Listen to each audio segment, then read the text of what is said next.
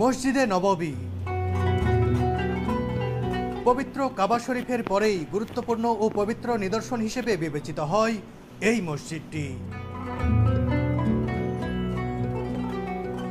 ধর্মমতে এই মসজিদে নিবিষ্ট মনে 1 রাকাত নামাজ পড়লে 50,000 রাকাত নামাজের সওয়াব পাওয়া যায়।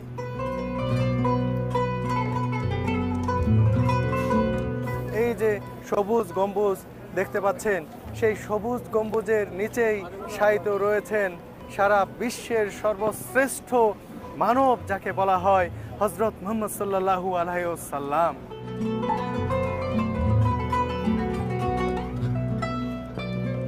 পবিত্র এই মসজিদের ধর্মীয় গুরুত্ব বিবেচনায় ও প্রিয় নবীজির রওজা মোবারক নিজ চোখে একবার দেখতে এই মসজিদে ছুটে আসেন ধর্মপ্রাণ মুসলিমরা। সৌদি আরব ভ্রমণের শুরুতেই আমি